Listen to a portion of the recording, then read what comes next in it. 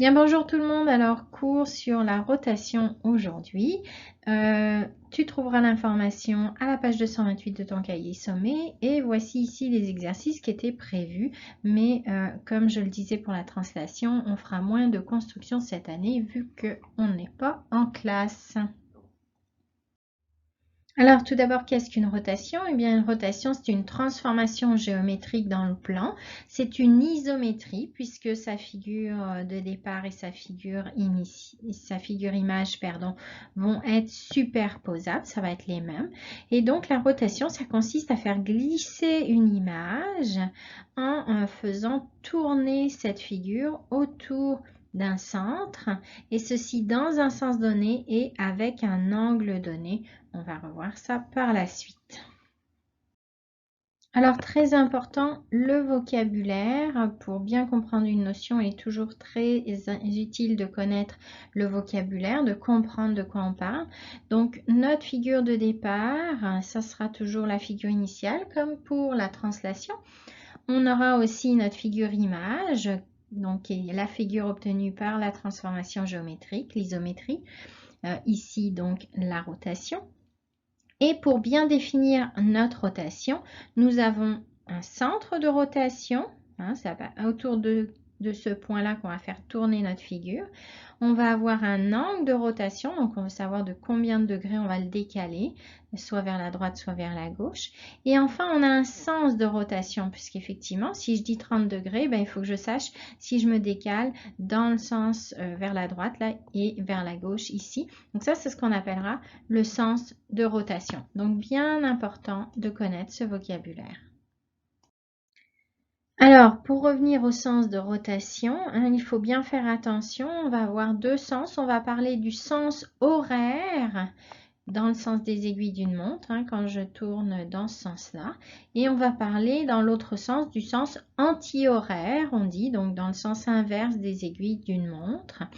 Et nous, en mathématiques, on va considérer le sens positif comme le sens anti-horaire. Et donc, le sens horaire sera négatif. Donc, si je dis que je vais faire une rotation de 30 degrés dans le sens horaire, je pourrais dire je vais faire une rotation de moins 30 degrés. Je saurai ainsi que je vais dans le sens horaire, tout simplement.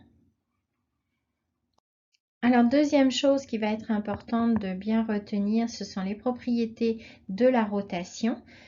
Tout comme pour la translation, on a des propriétés qui vont rester les mêmes. Donc, la première chose à savoir, c'est que comme pour la translation d'ailleurs, la rotation est une isométrie.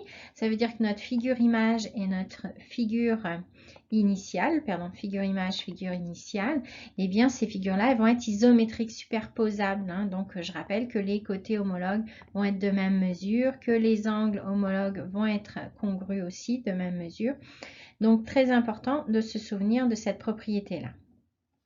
Une propriété pour la rotation qui va différer de la translation, c'est qu'ici, notre propriété qui va être intéressante à retenir, c'est que chaque point de notre figure initiale et son image sont toujours à la même distance du centre de rotation. Si je prends ce point-là, je suis à la même distance ici que son image de haut. Puis si je prends ce point-là, qui est le sommet du bateau, eh bien, il va rester à la même distance de haut que son point image, que son point homologue.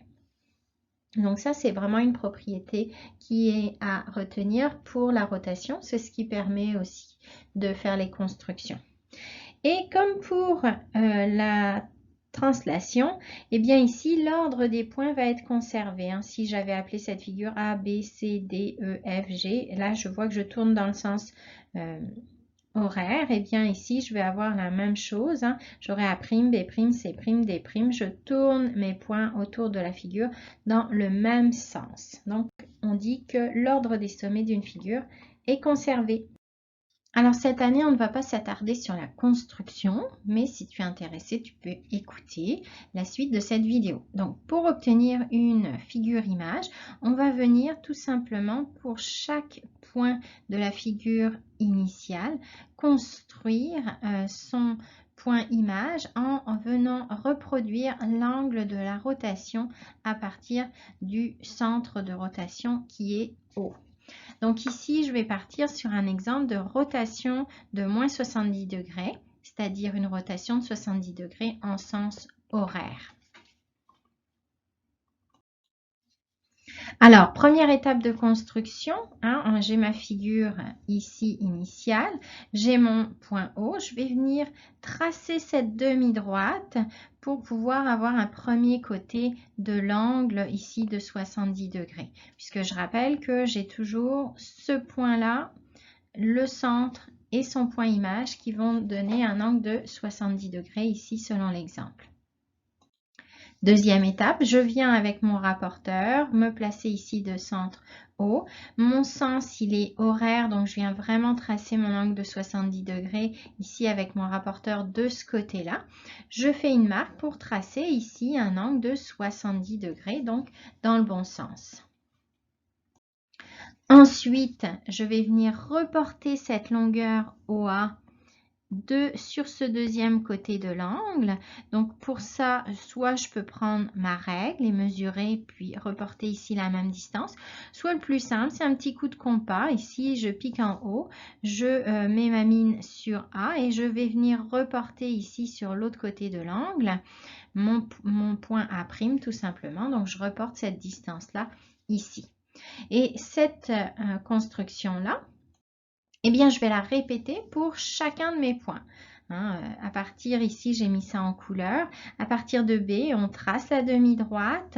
On vient tracer un angle de 70 degrés. Puis, on vient reporter ici la distance OB sur OB' pour obtenir OB', pardon. Et je reviens faire la même chose pour OC et OC' avec un angle de 70 degrés en respectant bien toujours cette même distance du centre haut, ce qui explique pourquoi on se retrouve souvent sur nos constructions avec plein de cercles concentriques de centre haut. Et pour finir, il me restera à relier dans le bon sens ma figure. Ici, j'ai 3 points, c'est pas compliqué. Je vais avoir ABC, donc j'aurai A', B', C'. Mais à partir de 4 points, il s'agit de bien les retracer dans l'ordre pour que ma figure initiale ressemble parfaitement à ma figure image. Voilà, j'espère que cette petite vidéo t'a aidé à mieux comprendre la rotation. Donc, si tu as des questions, n'hésite pas à venir me voir. Et sinon, salut, bye, amuse-toi bien.